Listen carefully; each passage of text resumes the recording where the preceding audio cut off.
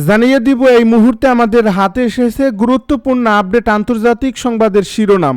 শুরুতেই থাকছে পরমাণু অস্ত্রের জ্বালানি উৎপাদন কেন্দ্র খুলল উত্তর কোরিয়া। উত্তর কোরিয়ার প্রধান কিম জং উন আগেই জানিয়েছিলেন তাদের পারমাণবিক অস্ত্র ভাণ্ডার ঝড়ের গতিতে বাড়ছে। এর মধ্যেই গতকাল বৃহস্পতিবার পারমাণবিক বোমা তৈরিতে প্রয়োজনীয় ইউরেনিয়াম উৎপাদন কেন্দ্র চালু করল তারা। এবারে জানিয়ে দিব ইরানের ইউরেনিয়াম পেতে কোনো চুক্তির দরকার নেই দাবি ট্রাম্পের। ইরানের কাছ থেকে সমৃদ্ধ ইউরেনিয়াম পেতে ওয়াশিংটনের কোনো চুক্তির প্রয়োজন নেই বলে মন্তব্য করেছেন মার্কিন প্রেসিডেন্ট ডোনাল্ড ট্রাম্প। স্থানীয় সময় বৃহস্পতিবার ওভাল অফিসে সাংবাদিকদের সঙ্গে কথা বলার সময় তিনি একথা বলেন। সবশেষে জানিয়ে দিব যুদ্ধবিরতি চুক্তির প্রস্তাব প্রত্যাখ্যান করল হিজবুল্লাহ। ইসরায়েল ও লেবাননের মধ্যে নতুন যুদ্ধবিরতি চুক্তি নিয়ে আবার উত্তেজনা তৈরি হয়েছে।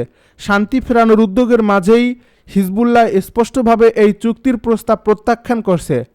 এতক্ষণ শুনছিলেন হাতে থাকা আপডেট সংবাদের শিরোনাম, এবারে বিস্তারিত।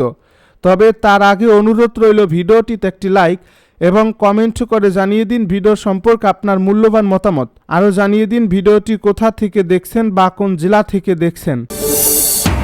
যুদ্ধবিরতি চুক্তির প্রস্তাব প্রত্যাখ্যান করল হিজবুল্লাহ। ইসরায়েল ও লেবাননের মধ্যে নতুন যুদ্ধবিরতি চুক্তি নিয়ে আবারও উত্তেজনা তৈরি হয়েছে। শান্তি ফেরানোর উদ্যোগের মাঝেই হিজবুল্লাহ স্পষ্টভাবে এই চুক্তির প্রস্তাব প্রত্যাখ্যান করছে। গোষ্ঠীটির দাবি প্রস্তাবিত শর্তগুলো লেবাননের জন্য অপমানজনক এবং কার্যত আত্মসমর্পণের শামিল। এদিকে বৈরুত সহ দক্ষিণ লেবাননে হামলা অব্যাহত থাকায় যুদ্ধবিরতির বাস্তবতা নিয়েও নতুন করে প্রশ্ন উঠছে। এমন এক সময়ে এই মন্তব্য আসে যখন ইসরায়েল ও লেবানন একটি ভঙ্গুর যুদ্ধবিরতি পুনর্বিবেচনার ঘোষণা দেয়। এই চুক্তিতে লেবাননের ভেতরে পাইলট নিরাপত্তা অঞ্চল গঠনের কথা বলা হয়, যেখানে হিজবুল্লাহ সদস্যদের প্রবেশ নিষিদ্ধ থাকবে। যুক্তরাষ্ট্রের পররাষ্ট্র দপ্তর থেকে প্রকাশিত যৌথ বিবৃতিতে বলা হয়, এই চুক্তিটি কার্যকর হবে শুধুমাত্র হিজবুল্লাহ সম্পূর্ণভাবে যুদ্ধ বন্ধ করলে। কিন্তু আলোচনায় অংশ না নেওয়া হিজবুল্লাহ নেতা নাঈম কাশেম বৃহস্পতিবার বলেন, এই কথিত যুদ্ধবিরতি আসলে হিজবুল্লাহকে যুদ্ধ বন্ধ করে দক্ষিণ সীমান্ত থেকে সরে যেতে বাধ্য করার চেষ্টা, যা কার্যত আত্মসমর্পণের শামিল এবং ইসরায়েলের লক্ষ্য পূরণ করবে। বৈরুতের দক্ষিণাঞ্চলীয় উপশহর হিজবুল্লাহর শক্ত ঘাঁটি দাহিয়েহ একই ধরনের প্রতিক্রিয়া দেখা যায়। একজন দোকানদার বলেন, একপক্ষীয় যুদ্ধবিরতি হতে পারে না, এটা হয় উভয় পক্ষের, না হলে কোনো যুদ্ধে বিরতি নয়। তিনি জানান, বৃহস্পতিবারও সেখানে হামলা হয়েছে। যদি এটি যুদ্ধবিরতি হয় তাহলে এগুলো কি? এটা শান্তি নয়, এটা আত্মসমর্পণ, বলেন তিনি। পরমাণু অস্ত্রের জ্বালানি উৎপাদন কেন্দ্র খুলল উত্তর কোরিয়া। উত্তর কোরিয়ার প্রধান কিম জং উন আগেই জানিয়েছেন তাদের পারমাণবিক অস্ত্র ভাণ্ডার ঝড়ের গতিতে বাড়ছে। এর মধ্যেই গতকাল বৃহস্পতিবার পারমাণবিক বোমা তৈরিতে প্রয়োজনীয় ইউরেনিয়াম উৎপাদন কেন্দ্র চালু করল তারা। উত্তর কোরিয়ার রাষ্ট্রীয় সংবাদ সংস্থা KCNA জানিয়েছে, এই কেন্দ্রে অত্যাধুনিক প্রযুক্তি ব্যবহার করা হবে। তবে কেন্দ্রটি কবে থেকে চালু হচ্ছে, কোথায় অবস্থিত সেই সম্পর্কে বিস্তারিত কিছু জানানো হয়নি।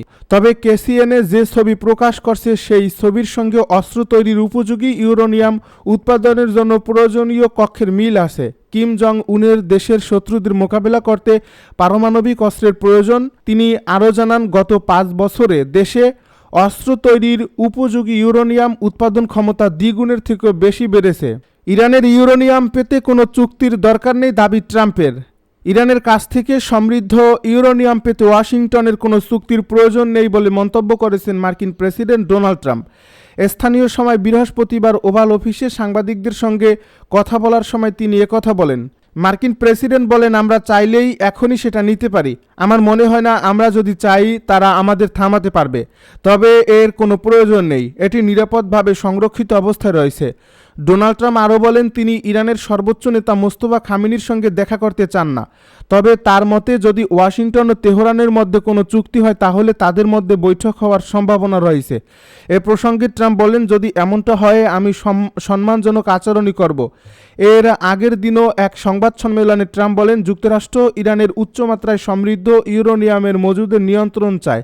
হোয়াইট হাউজের ওভাল অফিসে সাংবাদিকদের এক প্রশ্নের জবাবে ট্রাম্প বলেন, আমি এটি চাই। তিনি দাবি করেন, এই ইউরেনিয়াম সংগ্রহ বা সরিয়ে নেওয়ার জন্য প্রয়োজনীয় প্রযুক্তি ও সক্ষমতা কেবল যুক্তরাষ্ট্র ও চীনের কাছেই রয়েছে। আন্তর্জাতিক অঙ্গনে নতুন করে তীব্র আলোচনার জন্ম দিয়েছে ইরানের সাম্প্রতিক এক বার্তা। বহুদিন ধরেই দেশটির পারমাণবিক কর্মসূচিকে ঘিরে যুক্তরাষ্ট্র, ইসরায়েল এবং পশ্চিমা বিশ্বের উদ্বেগ ছিল চোখে পড়ার মতো। তবে এবার ইরানের এক জ্যেষ্ঠ আইন প্রণেতার বক্তব্য সেই উদ্বেগকে আরও বাড়িয়ে দিয়েছে। তিনি ইঙ্গিত দিয়েছেন, যদি ভবিষ্যতে ইরানের উপর আবারও সামরিক হামলা চালানো হয় তাহলে দেশটি ইউরেনিয়াম 90% পর্যন্ত সমৃদ্ধ করার পথে হাঁটতে পারে। বিশ্লেষকদের মতে এই ধরনের ঘোষণা কেবল একটি রাজনৈতিক বার্তা নয়, বরং এটি পুরো মধ্যপ্রাচ্যের নিরাপত্তা ও বিশ্ব রাজনীতির জন্য বড় ধরনের সতর্ক সংকেত। ইরানের পার্লামেন্টের জাতীয় নিরাপত্তা ও পররাষ্ট্রমন্ত্রী কমিশনের মুখপাত্র ইব্রাহিম রেজাই সামাজিক যোগাযোগ মাধ্যম এক্সে দেওয়া এক বার্তায় বলেন, ইরানের বিরুদ্ধে নতুন করে আক্রমণ হলে 90% ইউরেনিয়াম সমৃদ্ধকরণ একটি সম্ভাব্য বিকল্প হতে পারে এবং বিষয়টি পার্লামেন্টে বিবেচনা করা হবে। তার এই বক্তব্য আন্তর্জাতিক মহলে দ্রুত ছড়িয়ে পড়ে এবং শুরু হয় নানা জল্পনা কল্পনা। সাধারণ মানুষের কাছে ইউরেনিয়াম সমৃদ্ধকরণের বিষয়টি হয়তো খুব জটিল প্রযুক্তিগত একটি প্রক্রিয়া বলে মনে করা হতে পারে, কিন্তু আন্তর্জাতিক নিরাপত্তা বিশ্লেষকদের মতে এখানেই লুকিয়ে আছে বড় ধরনের ভূ রাজনৈতিক তাৎপর্য। সাধারণত পারমাণবিক বিদ্যুৎ কেন্দ্রে ব্যবহারের জন্য তুলনামূলক কম মাত্রায় ইউরেনিয়াম সমৃদ্ধ করা হয়, কিন্তু 90% সমৃদ্ধ ইউরেনিয়ামকে আন্তর্জাতিকভাবে অস্ত্রমানের পর্যায়ের কাছাকাছি হিসেবে বিবেচনা করা হয়। এর ফলে এমন একটি অবস্থানের ইঙ্গিত বিশ্ব শক্তিগুলোর জন্য উদ্বেগের কারণ হয়ে দাঁড়িয়েছে। দীর্ঘদিন ধরে ইরান দাবি করে আসছে যে তাদের পারমাণবিক কর্মসূচি সম্পূর্ণ শান্তিপূর্ণ উদ্দেশ্যে পরিচালিত হচ্ছে। দেশটির বক্তব্য অনুযায়ী বিদ্যুৎ উৎপাদন, চিকিৎসা, গবেষণা এবং বৈজ্ঞানিক উন্নয়নের জন্যই এই বিকল্প পরিচালনা করা হচ্ছে। তবে পশ্চিমা দেশগুলো বরাবরই আশঙ্কা করে এসেছে যে এই কর্মসূচির আড়ালে ভবিষ্যতে পারমাণবিক অস্ত্র তৈরির সক্ষমতা অর্জনের চেষ্টা চলছে। সাম্প্রতিক এই বক্তব্য সেই পুরনো বিতর্ককেই আবারও সামনে নিয়ে এসেছে। বিশ্লেষকদের একাংশ মনে করছেন, ইরানের এই অবস্থানের পেছনে সাম্প্রতিক আঞ্চলিক উত্তেজনা বড় ভূমিকা রেখেছে। মধ্যপ্রাচ্যে চলমান সংঘাত, ইসরায়েলের সঙ্গে দীর্ঘদিনের বৈরিতা এবং যুক্তরাষ্ট্রের কঠোর অবস্থান ইরানকে আরও দৃঢ় ও আক্রমণাত্মক ভাষা ব্যবহার করতে উৎসাহিত করেছে। বিশেষ করে সম্ভাব্য সামরিক হামলার আশঙ্কা তেহরানকে নিজেদের প্রতিরক্ষা কৌশল নিয়ে নতুনভাবে ভাবতে বাধ্য করছে বলে মনে করা হচ্ছে। অন্যদিকে ইসরায়েল বহু বছর ধরেই বলে আসছে যে তারা কখনোই ইরানকে পারমাণবিক অস্ত্র তৈরির সক্ষমতা অর্জন করতে দেবে না। ইসরায়েলের নিরাপত্তা বিশ্লেষকদের মতে ইরান যদি অস্ত্রমানের ইউরেনিয়াম উৎপাদনের দিকে এগিয়ে যায় তাহলে তা গোটা অঞ্চলের নিরাপত্তা ব্যবস্থার জন্য সরাসরি হুমকি হয়ে দাঁড়াবে। এর ফলে ভবিষ্যতে উত্তেজনা আরও বাড়ার আশঙ্কা উড়িয়ে দেওয়া যাচ্ছে না। যুক্তরাষ্ট্র দীর্ঘদিন ধরে ইরানের পারমাণবিক কর্মসূচিকে সীমাবদ্ধ রাখার জন্য বিভিন্ন ধরনের অর্থনৈতিক নিষেধাজ্ঞা এবং কূটনৈতিক চাপ প্রয়োগ করে আসছে। একসময় আন্তর্জাতিক পারমাণবিক চুক্তির মাধ্যমে এই সংকট নিয়ন্ত্রণের চেষ্টা করা হলেও পরবর্তীতে সেই চুক্তি কার্যত ভেঙে পড়ে। এরপর থেকেই দুই পক্ষের মধ্যে উত্তেজনা ধীরে ধীরে বেড়েছে। বর্তমান পরিস্থিতিতে ইরানের এমন ইঙ্গিত ওয়াশিংটনের জন্য বড় ধরনের কূটনৈতিক চ্যালেঞ্জ হিসেবে দেখা হচ্ছে। আন্তর্জাতিক পরমাণু শক্তি সংস্থা বা IAEA দীর্ঘদিন ধরে ইরানের পারমাণবিক কার্যক্রম পর্যবেক্ষণ করছে। সংস্থাটি বারবার স্বচ্ছতা বজায় রাখার আহ্বান জানিয়ে এসেছে, কারণ পারমাণবিক প্রযুক্তির শান্তিপূর্ণ ব্যবহার এবং সামরিক ব্যবহারের মধ্যে পার্থক্য নির্ধারণ করা অনেক সময় অত্যন্ত সংবেদনশীল বিষয় হয়ে দাঁড়ায়। তাই ইরানের সাম্প্রতিক বার্তার পর আন্তর্জাতিক পর্যবেক্ষণ আরও জোরদার হতে পারে বলে ধারণা করা হচ্ছে।